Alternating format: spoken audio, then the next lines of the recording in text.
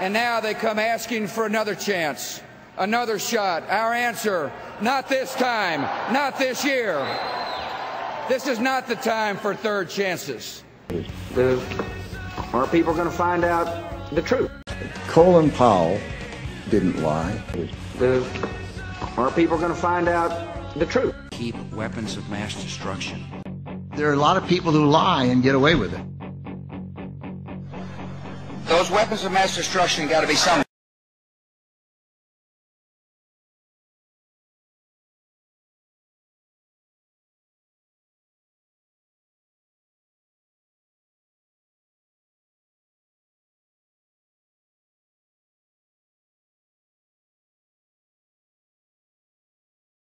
This isn't vests left over from the Vietnam War. It's the protection we were given when we deployed to Iraq. This is modern body armor, made for today's weapons. The difference is life or death. By one estimate, we're now spending $500,000 on the war every minute. When the Associated Press took its own look at the audits of 15 executive departments, it found that the Defense Department and the Department of Homeland Security hadn't passed their audits and didn't even meet basic accounting requirements. They were given disclaimers. That is, their fiscal records are so disorganized and inconsistent they can't be fully assessed. There are 78 criminal investigations and 20 indictments, we're told, related to contract fraud in theater. Witnesses have said that we need more ethics training. Ethics training for a full colonel in the United States Army, to me, is like asking a Catholic bishop to reread the Baltimore Catechism. I'm just absolutely appalled. And when I talk about contaminated water, I'm saying malaria, typhus, Giardia, Cryptosporidium. I mean, the list is... I tried to notify the troops that they may be exposed to a serious health risk. I was told that the military was none of my concern. Pentagon auditors found that a Halliburton contract to provide food and housing for American troops had a staggering $1.8 billion in unsupported costs. Halliburton charged the government $100 for every bag of clothes they washed. Whenever we got our laundry back, it felt worse than when we turned it in. Everything was still grimy, and I was told by my chain of command that I was not allowed to wash my laundry on my own. I had to take it to KBR to have it washed. These contracts are managed under a system called Cost Plus, which is the opposite of trying to save money. It guarantees that everything that you buy will be paid back and reimbursed if it's seen as justified, and you'll be given a profit in addition. The place that they chose for orientation in Kuwait was a huge resort set right on the ocean. Had, I think, 3 swimming pools. Mahogany woodwork. It's just beautiful. Just don't question it. Enjoy it. Why do they need an H2 Hummer? Why do they have Cadillac Escalades in Iraq for Halliburton managers? More people are going to find out the truth. There are a lot of people who lie and get away with it. There are known knowns. There are things we know that we know. There are known unknowns. That is to say, there are things that we now know we don't know. But there are also unknown unknowns. There are things we do not know we don't know. This platform is not a platform for propaganda. This is a platform for truth.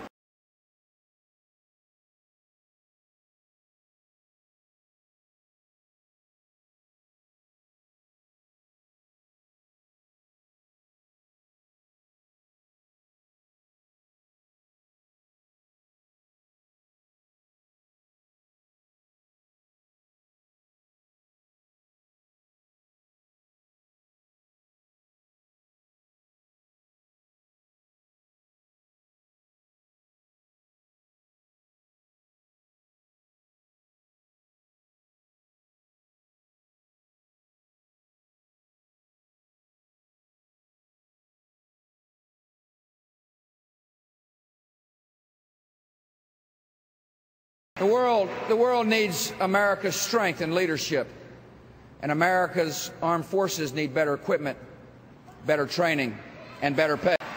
We will give our military the means to keep the peace, and we will give it one thing more: a commander-in-chief who respects our men and women in uniform, and a commander-in-chief who earns their respect. So with all the billions that have been spent and all the security problems we've run into trying to spend it and figure out how to reconstruct the place, we see that we're not, Iraq is not any better off, but the ones who are really better off are all these contractors. Halliburton, Bechtel, all these different big contractors. They got mega monopoly contracts. They subcontracted, and their subcontractors subcontracted, and there are layers of costs on top of layers of costs. A lot of people made money out of this who were the contractors, but the Iraqis and the American people are not better off because of all of it. Secretary of Defense Donald Rumsfeld declared war, not on foreign terrorists. The adversary is closer to home. It's the Pentagon bureaucracy. Jim Minery, a former Marine turned whistleblower, is risking his job by speaking out for the first time about the millions he noticed were missing from one defense agency's balance sheets. Minery tried to follow the money trail, even crisscrossing the country looking for records. Brownie, you're doing a heck of a job.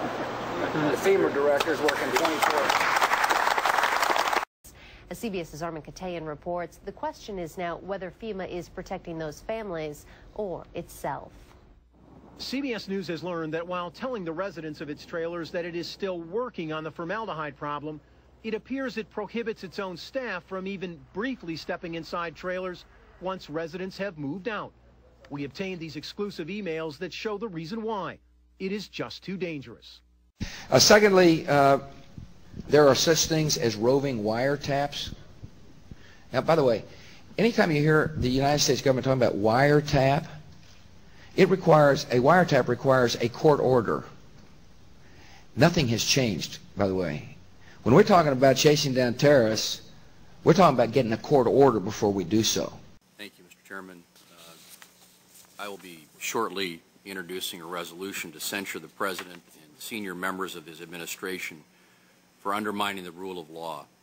From authorizing an illegal wiretapping program to claiming the power to detain U.S. citizens indefinitely without charging them, I think this administration has shown disdain for the Constitution and the laws of the land.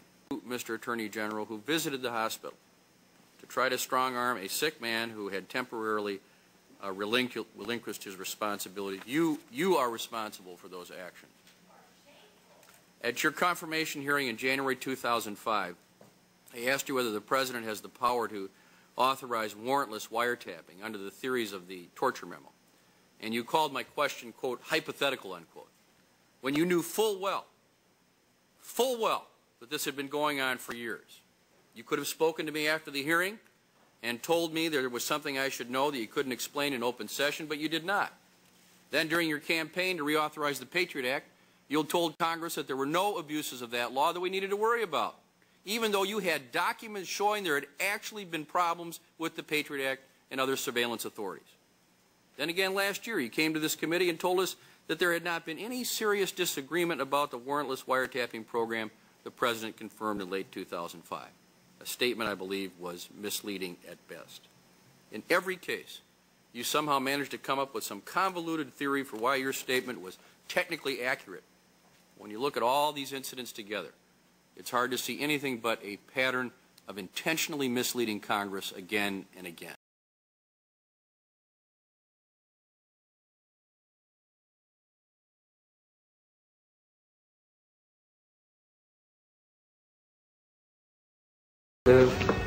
Our people are going to find out the truth.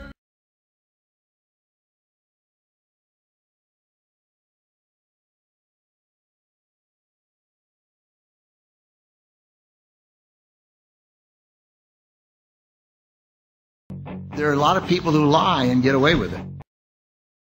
There are a lot of people who lie and get away with it. And now they come asking for another chance, another shot. Our answer, not this time, not this year. This is not the time for third chances.